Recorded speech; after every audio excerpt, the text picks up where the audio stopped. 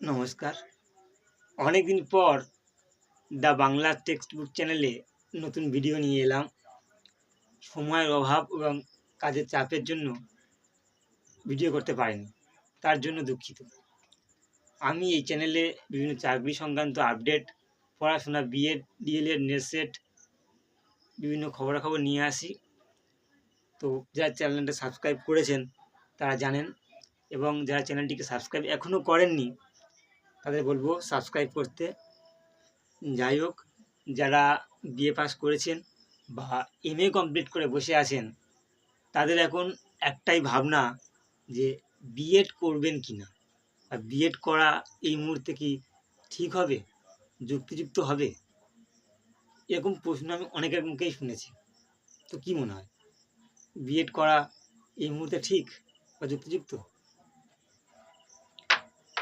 এর আগে যারা বিএড করেছে মূলত তাদের পরিণতি আমরা সবাই দেখেছি। তাদের মূলত রাস্তায় ধর্ণা দিয়ে বসে আছে, বাদ, প্রতিবাদ, লাঠি। এবং তারা কি করবে? তারা একটা চায়ের দোকানও খুলতে পারছে না। কেন পারছে না? হকার উচ্ছেদ। এমন অবস্থা যে চায়ের দোকান, চপের দোকান খুলে ইনকামেরও পথ নেই।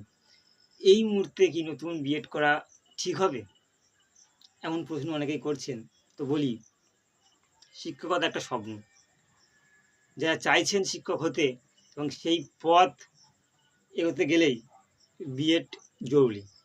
তো কেউ যদি মনে করেন পরবর্তীকালে সুযোগ হতে পারে, পরবর্তীকালে কোনো না কোনো সময় নিয়োগ হবে, তাদের পরিস্থিতি একটু ভালো, তারা করে রাখতে পারেন, পরবর্তীকালে কাজে লাগতে পারে। তবে কবে হবে তার কোনো নিশ্চয়তা নেই।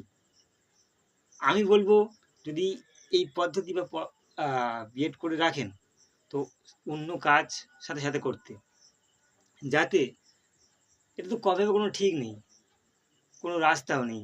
তাই হলে হতে পারে, না হলেও না হতে পারে। 5-7 বছর পরে হয়তো কখন এসএসসি হবে, তখন পরীক্ষা দেবেন, শিক্ষকতার স্বপ্ন হয়তো পূরণ হলেও হতে পারে। এর বেশি তো নয়। এখন তো আর বসে থাকা যায় না, বা এতদিন তো মানে কিছু তো নির্বাহ করতে হবে উপার্জনের রাস্তা।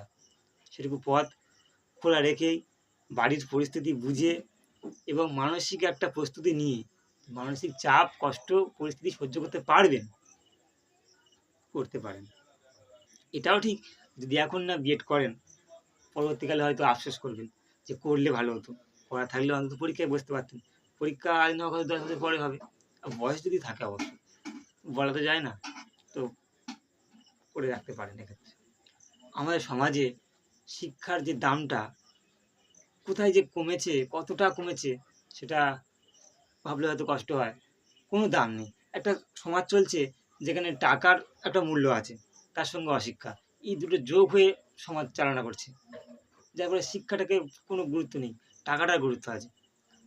এমনকি বেসরকারি কোনো অফিসগুলোতে কাজ করতে গেলে 12 ঘন্টা ডিউটি, নাকে দড়ি দিয়ে রোবটের মতো খাটিয়ে নিচ্ছে, বিনিময়ে সামান্য কিছু টাকা।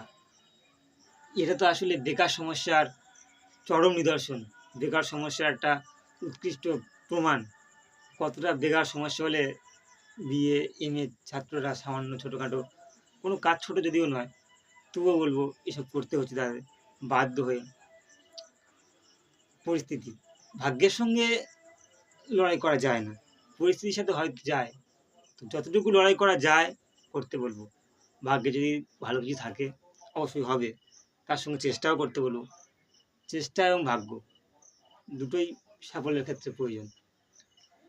তো মূল কথা যেটা বলার, যাদের আর্থিক পরিস্থিতি ভালো থাকবে এবং পারিবারিকভাবে মানসিক চাপ কম থাকবে এবং পরবর্তীকালে সময় আছে হাতে, অনেকটা সময় নিয়ে কেরিয়ার শুরু করার কথা ভাবছেন, তারা এটা করে রাখতে পারেন।